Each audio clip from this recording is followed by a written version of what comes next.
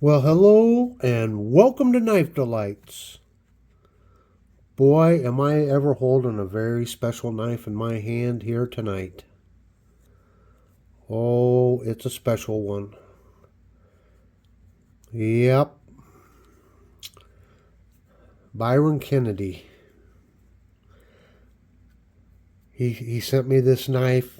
He sent me this very nice thank you note. I won't read it all out to you, but he said some very, very nice, kind words to me and about the channel and how he enjoys the channel. Then he talked about, seeing me on RJ's live and all of the other, what did he call us? The bearded generals. All the bearded generals on RJ's live. Yeah, every Sunday, 12:30 Central, 10:30 Pacific. If you haven't caught one of RJ's lives, why, please join us this Sunday. We have a real hoot. We have a great panel. Yes. Anyway, back to this knife. Just look at this knife. Oh, Byron. I know I speak on behalf of a lot of channels. We receive these gifts and it leaves us speechless. It really does. You do not know what it meant to me to receive this. Thank you so much. I can't thank you enough. This is the Rough Ryder Classic Cinnamon Bone Stag with carbon steel blades, and it is a Kamp King. And Rough Ryder really outdid themselves. Just look at this knife. Before I go any further, let's see what the marketing department has to say about this knife. It says all the knives in the Rough Ryder Classic Cinnamon Bone Stag series feature mirror polished carbon steel blades with match strike pulls. There they are there. Half stop. Well, I'm back. I got interrupted. I was just in the middle about talking about these match strike pulls and the half stop here in the blade. There we go. And it goes on to say the handles are cinnamon bone stag with brass, black, and synthetic liners. So you can see the brass liners and you can see the black piece underneath, kind of outlining it, highlighting it. Very nice job there. It's got nickel silver pins.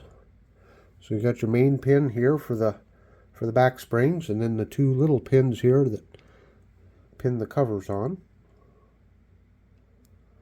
And nickel silver bolsters. And of course they're rounded bolsters. They are pinched here, and they are threaded. See that there? Okay, this Rough Ryder Classic Cinnamon Bone Stag Kamp King has a spear point blade. See there? When they said it's highly polished, they meant it. Okay, and what else we got? We got a can opener. There's our can opener right there. Yeah. And you notice there's a half stop in that too. Alright. And a bottle opener, or cap lifter with a screwdriver end. There's a look at that. And an awl. Get her turned around here.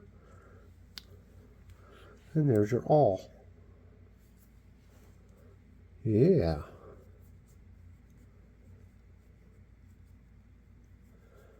Now check this out. The closed length is 4.25 inches and it weighs 6.3 ounces. That is a big Kamp King knife. Now, Kamp King was originally made by Imperial, and I just happen to have a couple of them here. This is a 3-bladed version, Kamp King by Imperial. So you just kind of compare them here. See the difference in the blades? I guess Rough Ryder said either go big or go home. Look at the difference. Just look at the difference in size there. And even the clevis here. Look at the difference in size in the clevis. That is one big clevis on there. And while I got it out, I got another Kamp King. And this is the 4-bladed version. Imperial again. Yeah, see the difference there? Put them up like that. Put them this way. Wow. This thing has got to weigh less than half of what this weighs. Let's just see here. Hang on just a second. Let me break the scale out. Just for kicks and grins.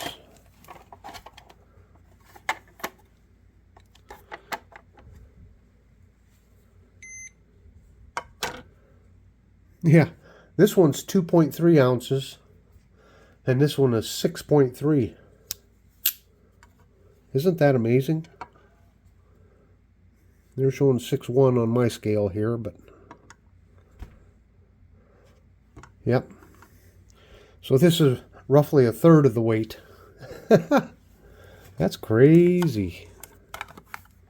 Crazy, crazy.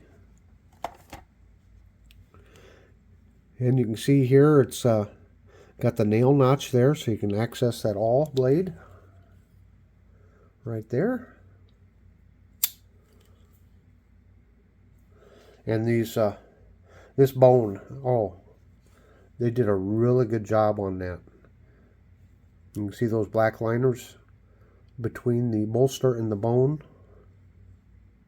No gapping there whatsoever. Nice and smooth transitions. Pretty heavy duty clevis here. I'll take a better look at those back springs. Pretty good fit and finish on this knife. Now, I've seen a lot of other reviews on this knife, and I haven't seen any bad reviews, that's for sure. And I can understand why.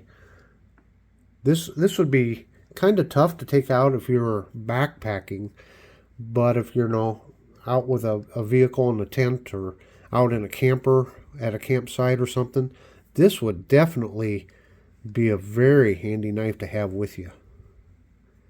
Again, it's a little bit too heavy for just straight up backpacking, but or if you got a base camp that's nearby, so you're not having to hump it all, this would be a very, very handy knife. I mean, just look at that spear point.